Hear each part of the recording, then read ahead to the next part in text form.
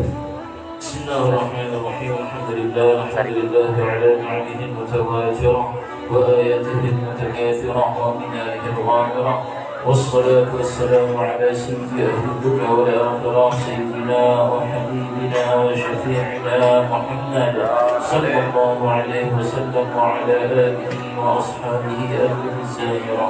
سبحانك لا علم لنا إلا ما علمتنا إنك أنت العليم الحكيم، وتب علينا إنك أنت التواب الرحيم. رب اشرح لي صدري ويسر لي أمري واحلل عقدة من لساني يفقه قولي، وسدد لساني واهد قلبي بحب سيدنا محمد صلى الله عليه وسلم. اللهم أخرجنا من ظلمات الوهم وأكرمنا بنور الفهم، وافتح علينا بمعرفة العلم وسهل أخلاقنا بالعلم. قال شيخ المصنف رحمه الله تعالى: ونفعني الله بعلومه وعلومكم وعلوم سائر الصالحين في الدارين آمين. الفاتحة.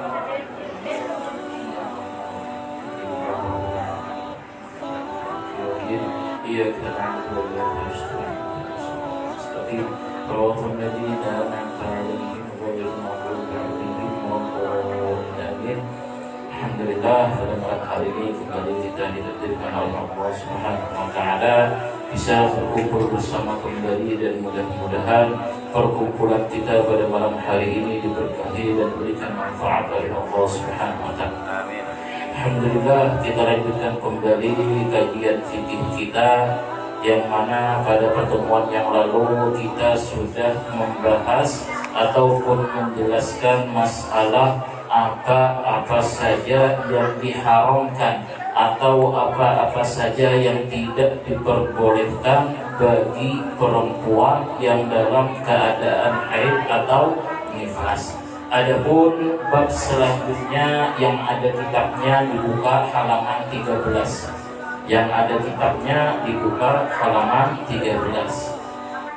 Adapun bab selanjutnya di sini pembahasan masalah tentang haid dan nifas. Mau kita loncat langsung ke bab wudu, tapi sayang. Jadi masalah tentang haid dan nifas kita bacakan ini kitab dengan harapan kita mengambil keberkahan daripada penyusun ini kitab. Jadi kita bacakan, kita jelaskan sedikit-sedikit. Jadi karena pembahasan masalah haid dan nifas ini memang khusus untuk ibu-ibu, ya, tapi sangat susah pembahasannya. Ya, jadi tidak bisa pembahasan masalah haid dan nifas itu cukup dibahas 1 jam, tidak bisa. Ya, jadi waktu saya ngaji kitab khusus masalah haid dan nifas ini pembahasannya sekali duduk 2 jam kali sampai 20 kali pertemuan. Berapa jam? 2 jam kali 20, 40 jam. Itu baru selesai. Kalau seandainya sekali aja tidak turun, maka sudah hilang semuanya. Artinya banyak yang kelewat. Ini pembahasan masalah haid dan nifas ini sangat sulit sekali. Ya, jadi bagi ibu-ibu pun banyak yang tidak tahu, apa lagi bagi laki-laki. Nah, ini yang tidak mengalaminya, jadi susah sekali. Nah, ini jadi apalagi pembahasan masalah tentang istihadah. Jadi kalau haid mudah, ya, kalau pembahasan haid mudah. Yang susah itu adalah pembahasan istihadah. Istihadah itu apa? Istihadah itu adalah darah yang keluar melebihi daripada masa haid, dan ini yang paling banyak dialami perempuan sekarang, yang efek daripada memakai KB, ya, entah itu pil, entah itu suntik. Jadi hampir semua perempuan yang menggunakan KB itu haidnya sudah tidak teratur lagi. Ya, jadi semuanya hampir-hampir kena masalah istihadah. Jadi kita bacakan ini masalah bab haid dan nifas sekilas saja, dengan harapan kita mengambilkan keberkahan daripada pengarang ini kitab. Bismillahirrahmanirrahim.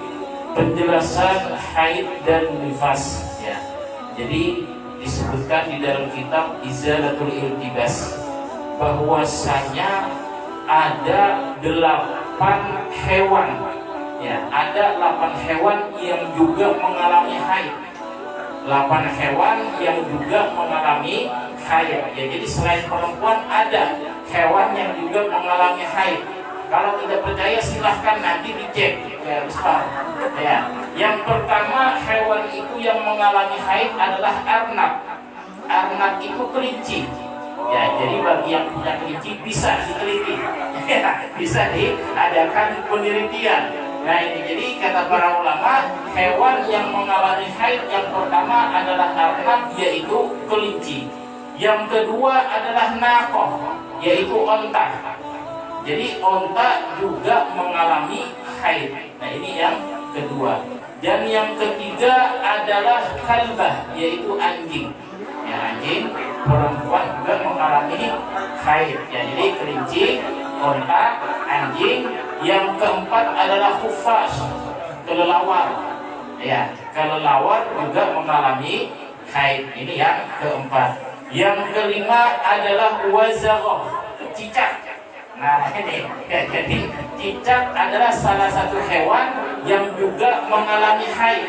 Ini, jadi kan di rumah banyak cicak. Kalau mau mengadakan penelitian agak mudah misal.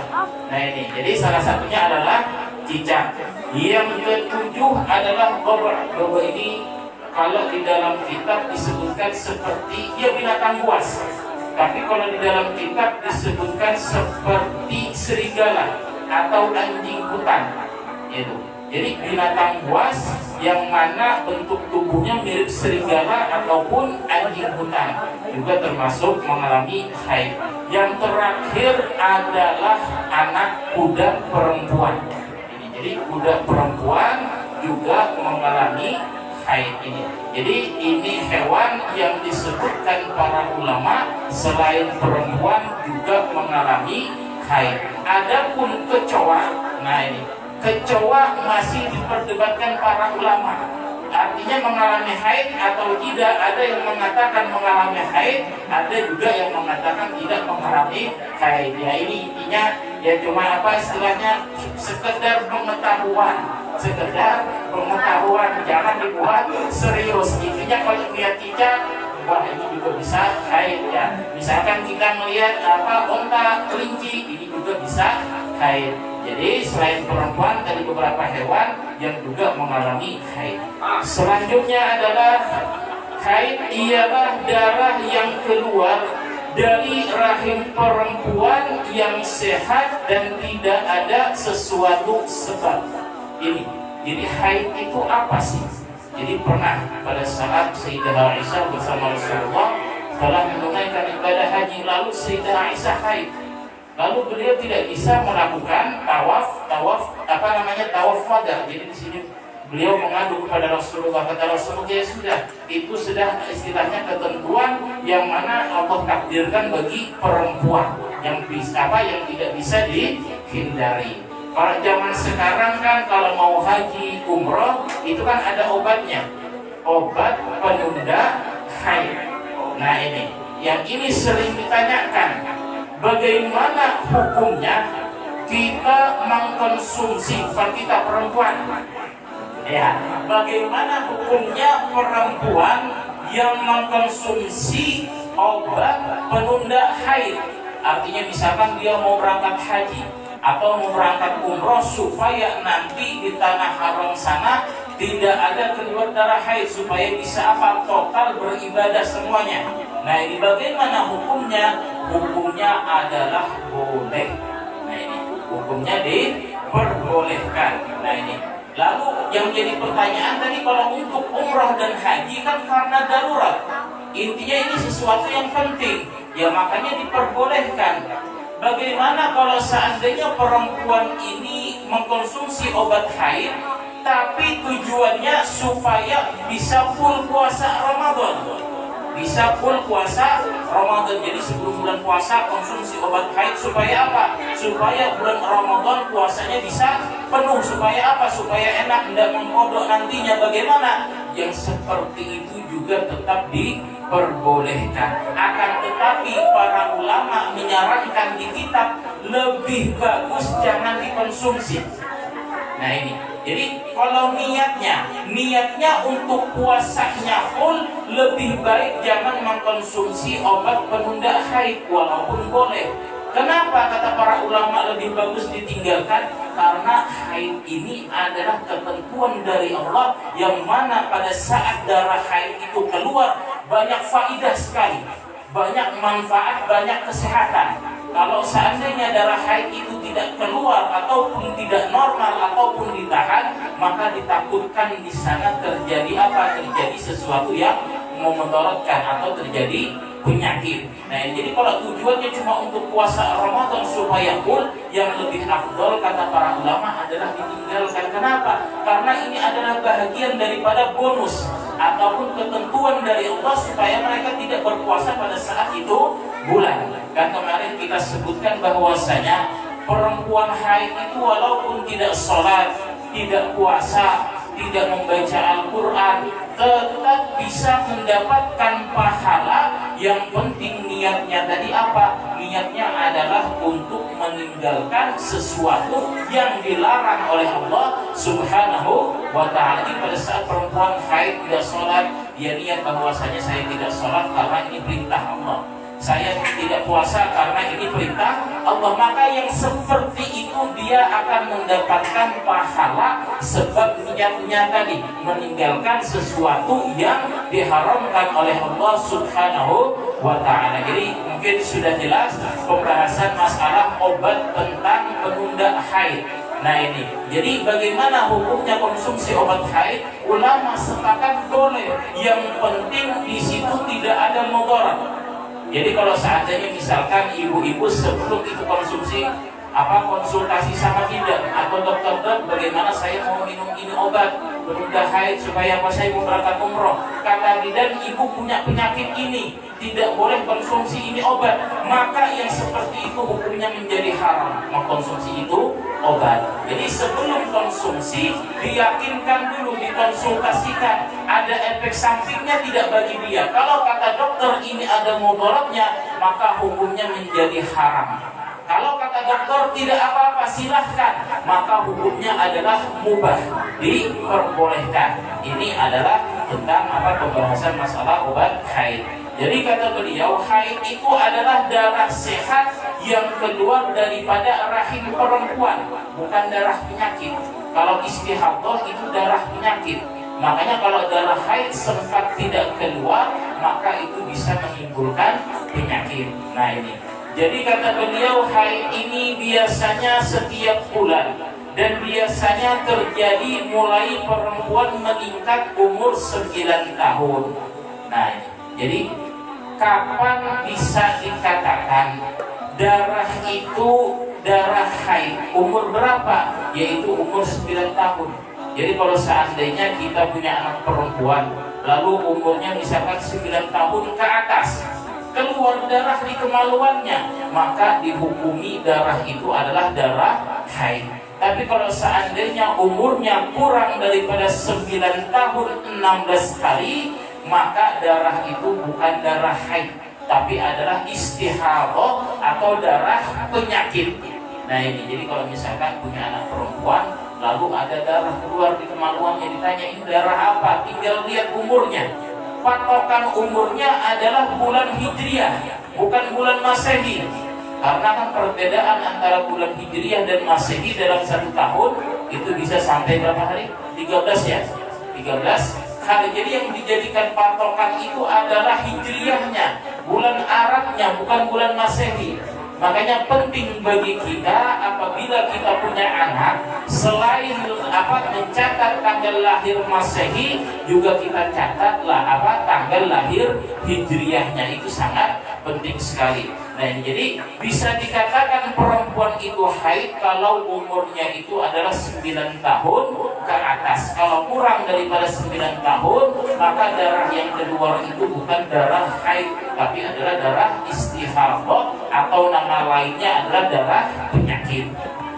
Lamanya haid paling sedikit sehari semalam, paling lama 15 hari 15 malam, dan kebiasaannya 6 atau 7 hari dengan malamnya.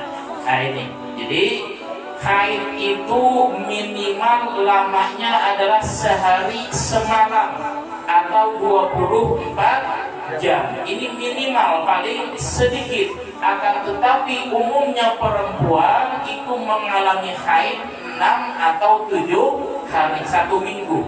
Ya, paling lama haid itu berapa hari? 15 hari. Lebih daripada 15 hari, kalau masih keluar itu darah, maka darah itu bukan darah haid lagi namanya, tapi darah istihadah atau darah penyakit. Jadi kalau misalkan ada ibu-ibu ini darah haid sudah 15 hari masih keluar, bagaimana menyikapinya? Maka wajib bagi ibu-ibu tadi mandi wajib. Ya, mandi wajib sambil dibersihkan. Setelah mandi nanti begitu datang waktu sholat maka wajib bebersih lagi.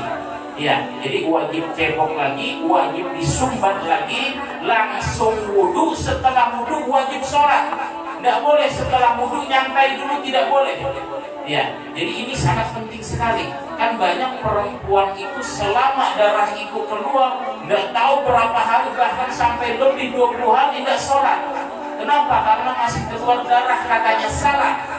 Jadi kalau lebih daripada 15 hari mandi wajib. Setelah mandi wajib bebersih. Nanti misalkan dia mandi wajibnya jam 10 pagi, lalu datang waktu zuhur, maka wajib dia ke WC lagi, dibersih, ganti pembalut. Setelah ganti pembalut wudhu, setelah wudhu langsung sholat. Kalau seandainya jarak antara dia cebok bebersih tadi sama wudhu ada jarak yang lama, wajib diulang lagi ceboknya. Jadi setelah dia cebok pakai pembalut, begitu pakai pembalut wudhu, setelah wudhu langsung sholat, tidak boleh nunggu, kecuali nunggu sholat berjamaah. Kalau dia di rumah sholatnya sendirian langsung sholat. Kalau seandainya ketunda, misalkan ada tamu keluar sebentar, maka yang seperti itu wajib diulangi dari awal, ceboknya, ganti pembalutnya, setelah itu wudhu, setelah wudhu wajib sholat lagi. Ini perempuan yang dalam keadaan istihadah. Nah, yang sering dijadikan pertanyaan, boleh tidak dikumpuli?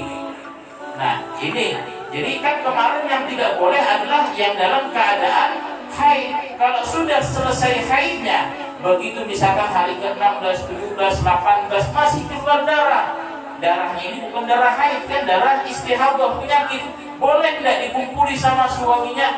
Boleh. Ya, tetap boleh, walaupun darah itu mengalir. Kenapa? Karena yang mengalir itu bukan darah haid, tapi darah istihadah. Jadi ringkasnya seperti itu. Jadi haid itu minimal 1 hari, kebiasaannya paling banyak 7 hari, dan maksimalnya adalah 15 hari. Yang jadi pertanyaan juga darah haid yang terputus-putus. Bagaimana darah haid yang terputus-putus?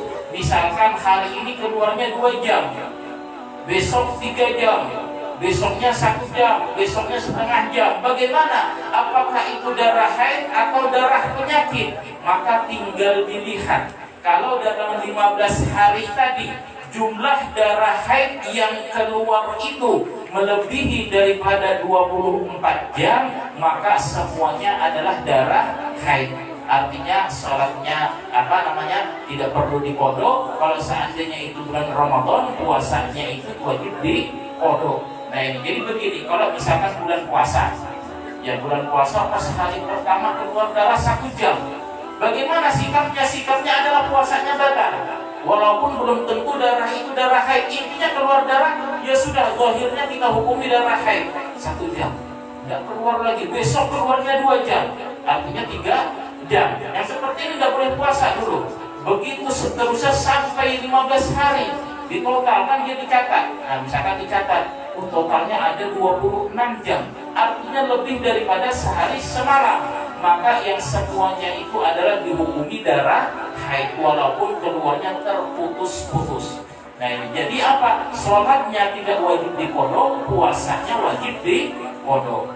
Kasus yang kedua, misalkan puasa hari pertama keluar 2 jam, hari kedua 2 jam, begitu seterusnya. Begitu sampai 15 hari dihitung, kok cuma 23 jam totalnya, artinya belum sempat 24 jam, belum sempat sehari semalam. Bagaimana? Maka yang seperti itu kemarin sholatnya wajib diqadha dan puasanya juga wajib diqadha. Kenapa? Karena terbukti darah yang keluar dari hari pertama sampai hari ke-15 itu bukan darah haid. Nah, seperti itu anunya. Sebetulnya mudah. Ya, sebetulnya dalam masalah haid ini mudah kalau mengerti. Nah, ini. Jadi seperti itu. Selanjutnya pembahasan masalah nifas. Nifas ialah darah yang keluar dari rahim perempuan setelah ia melahirkan anak. Sekurang-kurangnya masa nifas itu sekejap mata, paling lama 60 hari 60 malam, kebiasaannya 40 hari 40 malam.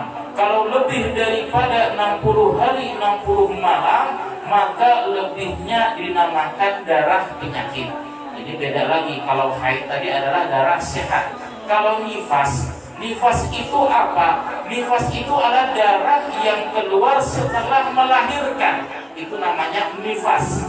Kok disebut nifas? Nifas itu asal katanya daripada nafas, artinya darah yang keluar setelah mengeluarkan nafas, artinya anak, setelah mengeluarkan nyawa. Maksud saya adalah nyawa, makanya disebut darah nifas. Kalau darah nifas ini paling sebentar adalah sekejap mata, artinya begitu melahirkan anak, setelah melahirkan anak, ada darah keluar, maka darah itu disebut darah nifas. Tapi kebiasaannya adalah 40 hari 40 malam, dan yang paling lama adalah 60 hari 60 malam, artinya 2 bulan. Jadi kalau setelah 2 bulan maka bebas sudah. Nah, ini jadi yang disebutkan di dalam kitab bahwasanya salah satu dosa besar terkadang kan ada ya perempuan misalkan setelah melahirkan nifasnya padahal cuma 20 hari, tapi ngaku sama suami sampai berapa? 60 hari masih nifas lagi, masih nifas. Maka yang seperti itu adalah termasuk dosa besar. Ya, jadi saya pernah mendapati orangnya langsung mengakui, nah ini punya anak 1 sampai sekian, selalu bohongi suaminya. Padahal darah nifas ini sebelum 1 bulan sudah hilang.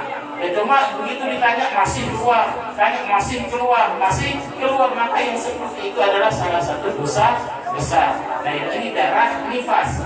Yang paling penting juga yang sering ditanyakan, kalau seandainya keguguran, kan nifas ini adalah darah yang keluar setelah melahirkan. Kalau misalkan darah yang keluar setelah keguguran, apakah dihukumi darah nifas? Tinggal dilihat. Kalau usia kandungannya tadi sampai 40 hari ke atas, jadi usia kandungannya 40 hari ke atas, artinya sudah berbentuk segumpal darah, maka yang seperti itu keguguran segumpal darah tadi dihukumi darah nifas. Kalau usia kandungannya di bawah 40 hari keguguran keluar darah, maka darah itu bukan darah nifas, artinya darah istihadah ataupun darah penyakit. Ini kesimpulan daripada masalah tentang haid dan nifas. Insyaallah kita lanjutkan pada pertemuan yang akan datang. Mudah-mudahan pertemuan kita kali ini berakhir dan berikan manfaat oleh Allah Subhanahu wa taala. Mungkin ada pertanyaan sebelum kita tutup? Ya, mungkin ada pertanyaan? Ya. Kemudian, kemudian ada pertanyaan. Ya.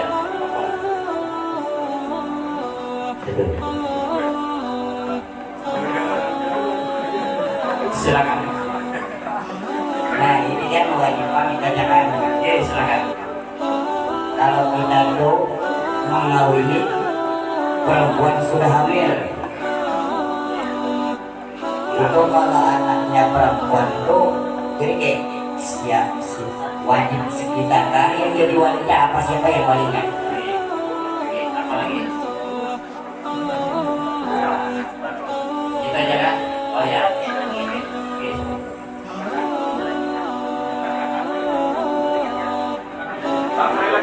Nasab anaknya kan? Kalau nasab anaknya, ya. Panjang tidak? Ini ada pertanyaan, ya, yang mana kata beliau, apa hukumnya menikahi perempuan yang hamil di luar nikah, ya gitu kan? Ya, jadi misalkan ada perempuan hamil di luar nikah, apa hukumnya menikahi itu perempuannya? Sahkah atau tidak? Ya, seperti itu. Kan banyak kejadian, atau kata Banjar itu GBHN, gawi ke dahulu hanya nikah. Ya. Ya, jadi ini juga sering ditanyakan. Jadi disebutkan di dalam kitab Ruhiyatul Mustarsidin, apa hukumnya menikahi perempuan yang hamil di luar nikah? Maka disebutkan di dalam itu kitab, bahkan Imam Nawawi mengatakan ijma' ulama, artinya ulama sepakat bahwasanya menikahi perempuan yang hamil di luar nikah hukumnya adalah sah.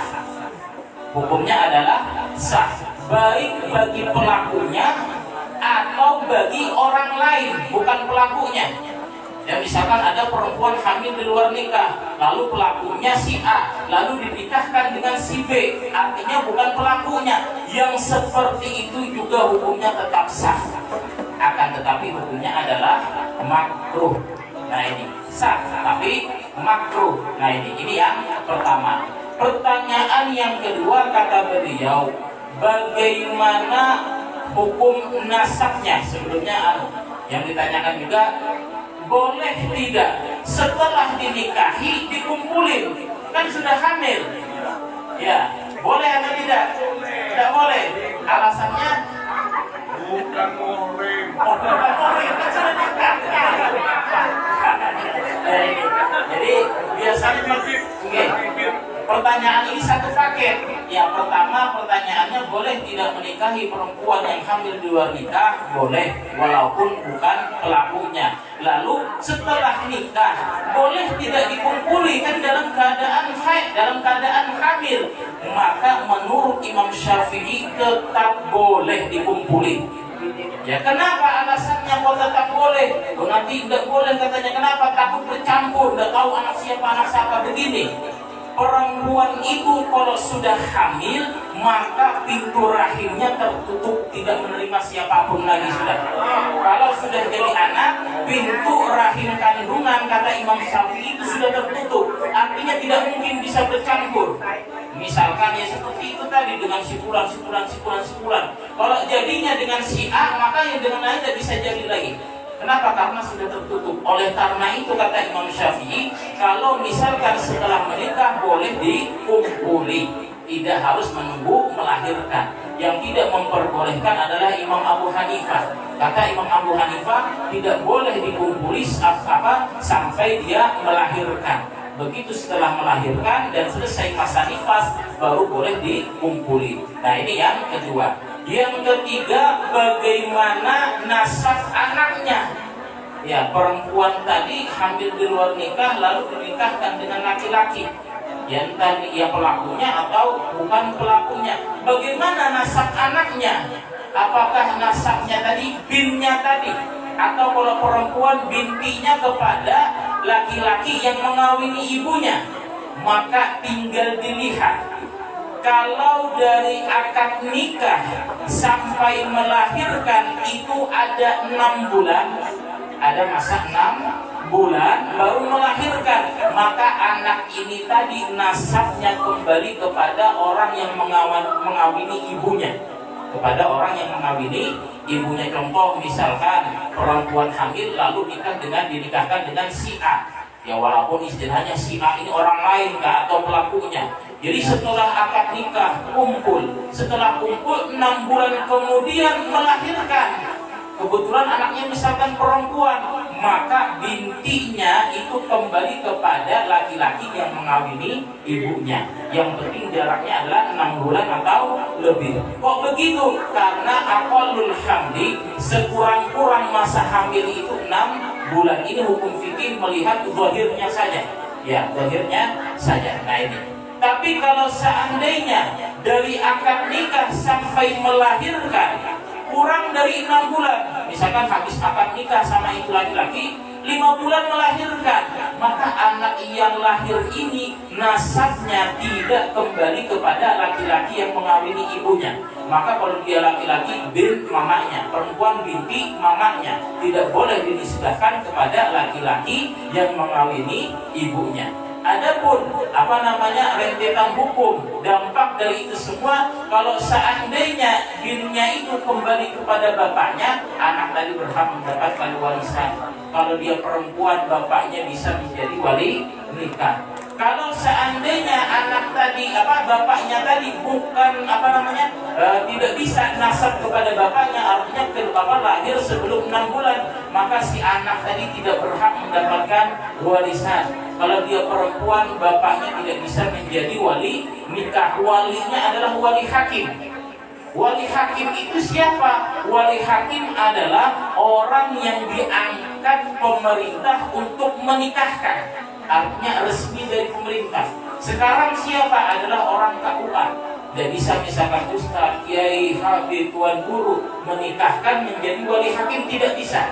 Terkecuali misalkan tuan guru ini memang dapat surat SK dari pemerintah bahwasanya boleh menikahkan untuk menjadi wali hakim, baru boleh.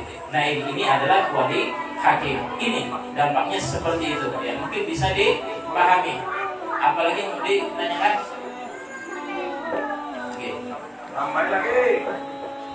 Waktunya dari Ida. Masa Ida Oke. Oh, masalah masa idah perempuan ya? masa Ida perempuan. Ini kan kadang-kadang belum cukup tidak ini sudah nikah dulu. Kayak bisa. Nah ini penting juga Pak. Masa idah perempuan. Ya, masa idah perempuan pertama, kalau perempuan ini masih haid, artinya belum putus haidnya, artinya belum masa yang sudah 60 tahun ke atas itu masih dalam masa haid lagi ya, maka iddahnya adalah 3 kali suci daripada haid ya. Misalkan ditalak oleh lakinya, lalu dia haid, setelah haid suci 1 kali, lalu setelah suci haid lagi, habis itu suci 2 kali, intinya 3 kali suci daripada haid. Artinya apa? Kan tadi disebutkan haid itu dalam 1 bulan cuma 1 kali, artinya minimal 3 bulan. Ini kalau haidnya yang sedikit, terkadang ada istilahnya haidnya yang lama. Nah ini. Jadi kalau perempuan itu masih dalam keadaan bisa haid, masa iddahnya adalah 3 kali suci daripada haid. Kalau perempuan ini tidak bisa haid lagi, ya seperti istilahnya orang yang sudah lanjut usia, tidak bisa haid lagi, maka iddahnya adalah 3 bulan 10 hari, artinya 100 hari. Begitu 100 hari baru si nenek tadi boleh nikah lagi. Nah ini ya, kalau misalkan yang masih bisa haid, begitu 3 kali suci daripada haid baru boleh nikah lagi. Ini kalau haidnya normal. Kalau haidnya normal minimal 3 bulan. Kalau haid yang tidak normal seperti perempuan yang memakai KB, itu kan ada yang 4 bulan baru haid, ada yang 5 bulan baru haid. Maka yang seperti itu bisa sampai 1 tahun masa iddahnya ini. Kalau perempuan itu dalam keadaan hamil, maka masa iddahnya adalah dengan melahirkan, bukan memakai haid. Jadi misalkan perempuan ini hamil, siang tadi ditalak sama suaminya, diceraikan oleh suaminya, lalu malamnya melahirkan, maka setelah melahirkan dia boleh menikah sudah. Artinya sudah habis masa iddahnya. Yang susah ini baru hamil 1 minggu, 2 minggu, diceraikan sama suaminya, maka menunggu melahirkan sampai 9 bulanan baru habis masa iddahnya. Jadi seperti itu. Jadi masa iddah perempuan, kalau dia masih bisa haid, 3 kali suci dari haid. Kalau tidak bisa haid lagi, maka 3 bulan 10 hari. Kalau perempuannya ini dalam keadaan hamil, maka dengan melahirkan, walaupun istilahnya maghrib diceraikan, isya melahirkan, maka setelah itu boleh nikah, walaupun jaraknya baru 2-3 jam. Kenapa? Karena fungsi daripada iddah adalah untuk mengosongkan rahim daripada kehamilan. Nah ini fungsi daripada iddah ya. Mungkin ada lagi yang lain. Silakan.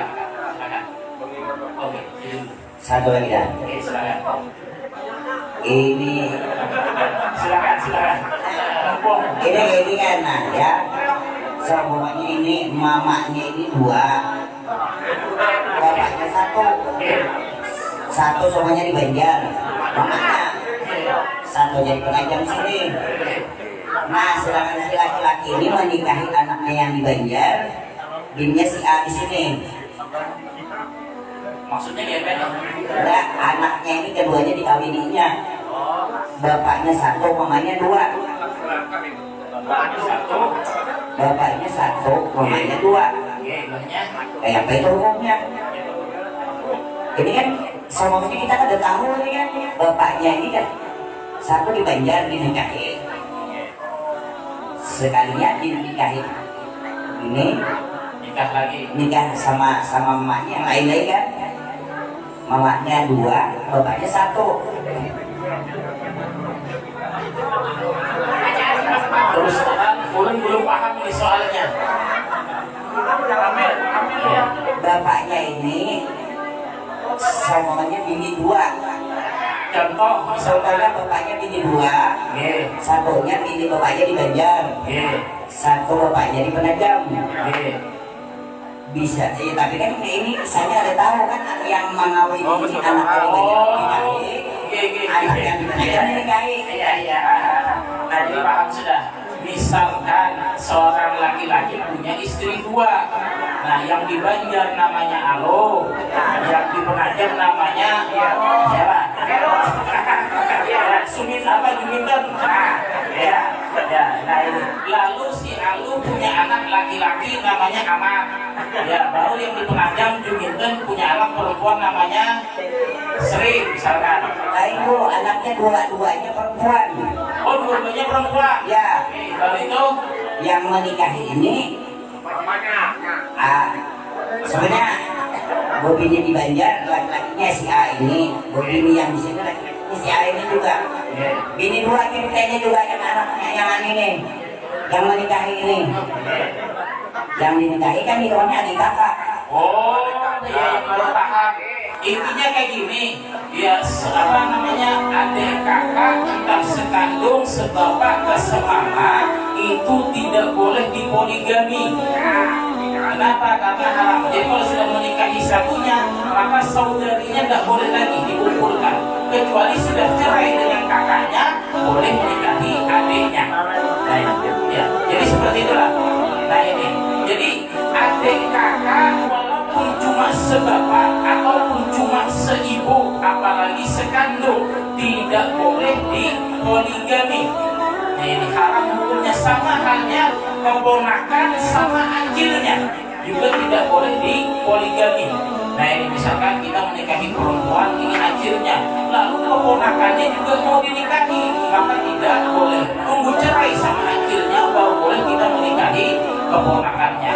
Ini tidak boleh dikumpulin. Yang kita tadi apa namanya sari saudara tadi menikah tidak boleh. Beda kalau hanya sama-sama bawa anak. Duda menikah sama janda, sama-sama bawa anak. Duda misalkan bawa anak laki-laki, janda bawa anak perempuan. Lalu duda sama janda tadi menikah. Setelah mereka menikah, anaknya dinikahkan lagi. Yang seperti itu boleh. Nah, seperti itu boleh ya. Jadi mungkin sudah jelas. Nah, juga yang sering ditanyakan, bagaimana menikahi misalkan ada perempuan melahirkan dalam keadaan zina, artinya tidak punya bapak. Ya, perempuan melahirkan anak perempuan dalam keadaan hasil zina. Lalu seorang laki-laki ini mau menikahi anaknya tadi, tapi sudah jelas padahal itu memang anaknya. Ya misalkan si A, ya laki-laki si A menzinahi seorang perempuan, dia sampai melahirkan tidak dinikahi misalkan, lalu melahirkan anak perempuan. Lalu si bapaknya tadi mau menikahi itu anak, boleh atau tidak boleh? Kenapa? Karena dia bukan bapaknya dalam syariat.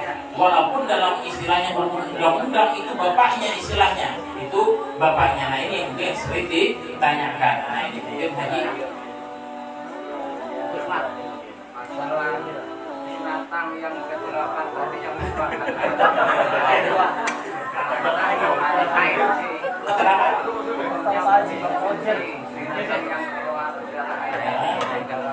Oh, dikonsumsi daging bakar. Oh, jadi ini Haji menanyakan masalah binatang yang bisa haid tadi boleh tidak dagingnya dikonsumsi. Ya kalau seperti unta boleh, kelinci boleh, seperti anjing tidak boleh, seperti apa tadi serigala hutan tidak boleh, seperti kecoa tidak boleh, cicak tidak boleh. Kelelawar diperdebatkan para ulama, ada yang membolehkan, ada yang tidak. Nah ini mungkin Ikan pare itu. Ikan pare itu. yang melahirkan dengan setan itu. Oh, oke, nifas. Nah ini, jadi kan tadi nifas adalah darah yang keluar setelah melahirkan. Bagaimana kalau melahirkannya tadi dengan cara operasi sesar?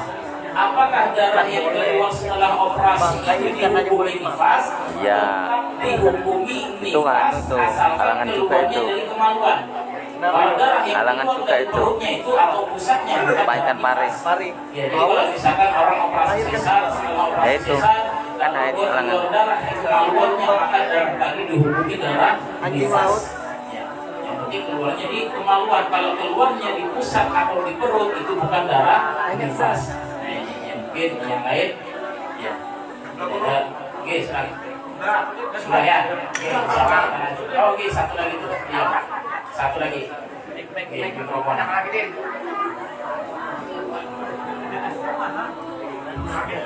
Oke, silakan. Ini guru ada nyambung punya guru ini tadi guru. Oke. Pernah apa lihat gitu nikahnya itu nggak ada wali. Terus mungkin karena nggak tahu kalau boleh walinya pemerintah tadi kan mungkin karena nggak tahu jadi walinya itu kayak bohong-bohong gitu kayak laki-laki gitu. Itu sah apa enggak gitu? Oh, ya ini permasalahan. Misalkan anak yang tidak mempunyai wali, ibaratnya gitu kan. Bagaimana nikahnya seharusnya kan walinya adalah wali hakim. Lalu misalkan ada laki-laki istilahnya sudah saya menjadi walinya, yang seperti itu. Tapi itu bukan dari diangkat dari pemerintah gitu. Oh iya, maka hukum pernikahannya tidak sah. Tidak sah. Jadi yang menjadi wali harus wali hakim yang resmi diangkat oleh pemerintah. Kalau bukan yang diangkat pemerintah, maka pernikahannya tidak sah. Ini pentingnya ilmu bagi penghulu. Sebelum menikahkan orang dilacak dulu. Itu kan kok bisa ya? Jadi tunjuk aja. oke, pada boleh. Itu dari keluarga laki-laki. Yang salah adalah penghulunya. Langsung menikahkan. Sebelum menikahkan tanyakan, ini bapaknya ada atau masih hidup? Ya, baru tanyakan bapak. Tapi kan kalau dia main tanya aja kan bisa bohong nih. Nah, kalau masalah bohong itu tanggung jawab orang yang berbohong. Berarti yang kalau penghulunya sudah sesuai standar, artinya sudah ditanyakan ini, lalu dia menikahkan, ya sudah penghulunya terbebas, maka tetap aja orang yang berbohong dan berdosa dan pernikahannya secara hakikat, secara aslinya tidak sah. Nah ini, ya. Oh iya. Satu lagi dulu. Oke, silakan. Masalah nifas tadi tuh.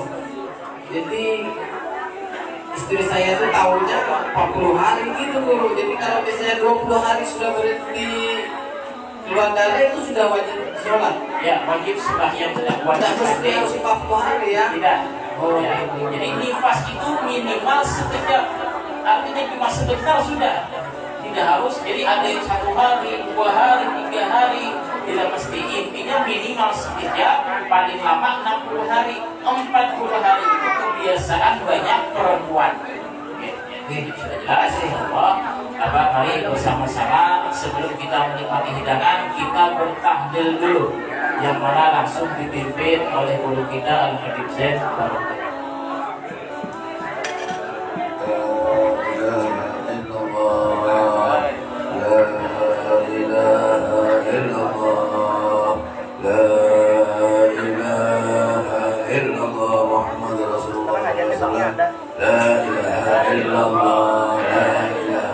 إلا الله لا إله إلا الله لا إله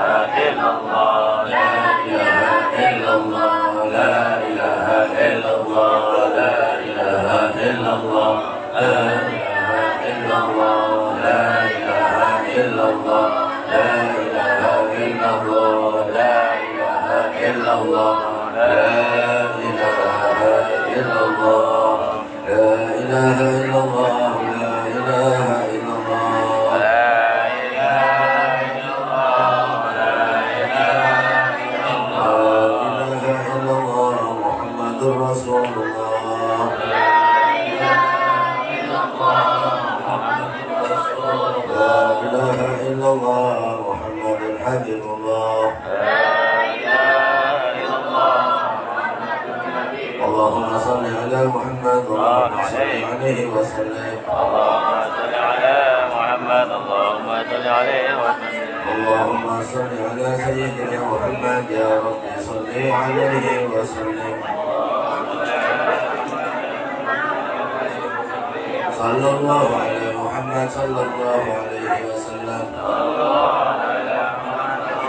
سبحان الله وبحمده سبحان الله العظيم سبحان الله وبحمده سبحان الله العظيم سبحان الله وبحمده سبحان الله العظيم سبحان الله وبحمده سبحان الله العظيم سبحان الله وبحمده سبحان الله العظيم يا الله يا الله يا الله يا الله يا الله يا الله يا الله يا الله يا الله يا الله يا الله يا الله اللهم صل على حبيبك سيدنا محمد وعلى اله وصحبه وبارك وسلم اجمعين اللهم صل على حبيبك سيدنا محمد وعلى اله وصحبه وسلم اجمعين اللهم صل وسلم وبارك على سيدنا محمد وعلى اله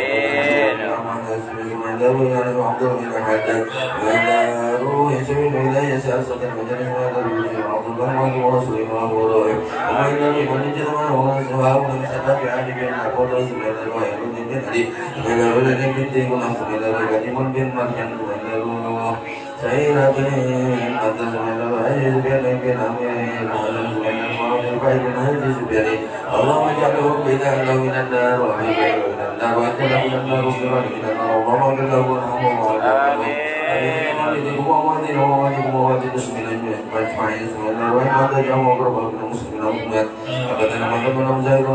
له وارحمه امين